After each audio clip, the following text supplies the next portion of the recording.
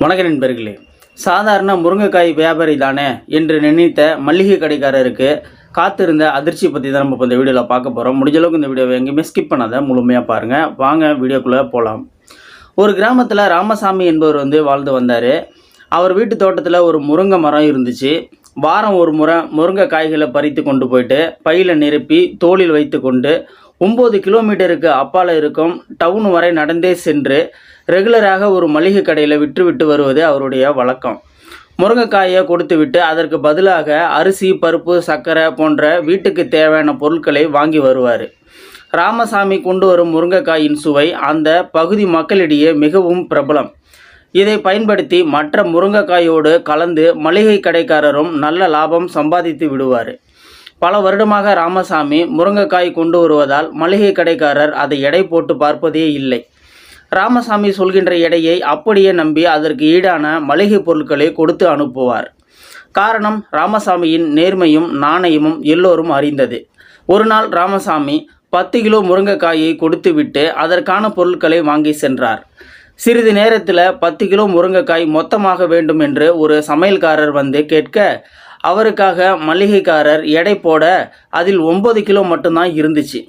அன்று முழுவதும் மளிகைக்காரருக்கு தூக்கமே வரவில்லை. ராமசாமி மீது எவ்வளோ நம்பிக்கை வைத்திருந்தோம், இவ்வளவு பெரிய நம்பிக்கை துரோகத்தை செய்து விட்டாரே. எத்தனை வருடங்களாக இப்படி முட்டாள்தனமாக எடை குறைவாக முருங்கைக்காயை வாங்கி ஏமாந்து விட்டோமே. அடுத்த முறை ராமசாமி வந்தால் சும்மா விடக்கூடாது என்று கடும் கோபத்தில் இருந்தார். 4 நாட்கள் கழித்து ராமசாமி மிகவும் சந்தோஷமாக வந்தார். நல்ல விளைச்சல் என்பதால் நிறைய கொண்டு வந்திருந்தார். கையும் களவுமாக பிடிக்க வேண்டும் என்று எத்தனை கிலோ என்று மளிகைக்காரர் கேட்க 10 கிலோ என்றார் ராமசாமி. அவர் முன்னாலேயே எடை போட்டு பார்க்க 9 கிலோ தான் இருந்துச்சு. வந்த கோபத்தில் மளிகைக்காரர் பலார் என ராமசாமியின் கன்னத்தில் அறைந்தார். இத்தனை வருஷமா இப்படித்தான் ஏமாத்திட்டு இருக்கியா? கிராமத்துக்காரன் ஏமாற்ற மாட்டான்னு நம்பிதானே எடை போடாமல் அப்படியே வாங்கின. இப்படி துரோகம் பண்ணிட்டியே, சீ என துப்ப நிலை குலைந்து போனார் ராமசாமி. ஐயா, என்னை மன்னிச்சிடுங்க, நான் ரொம்ப ஏழை.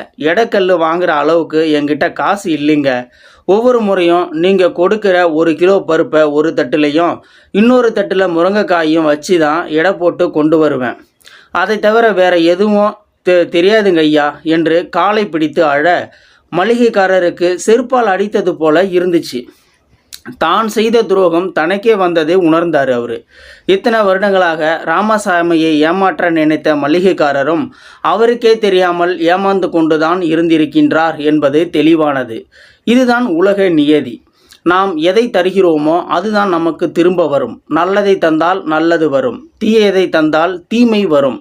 வருகின்ற காலங்கள் வேண்டுமானால் தாமதமாகலாம், ஆனால் நிச்சயம் வந்தே தீரும். ஆகவே நல்லதை மட்டும் தருவோம், நல்லதே மட்டும் விதைப்போம். மனுஷன் எதை விதைக்கிறானோ அதையே அறுப்பான். இந்த வீடியோ உண்மையிலுமே ஒரு அருமையான பதிவோ அப்படின்னு நான் சொல்லி உங்களுக்கு தெரியணும்னு அவசியம் இல்லை.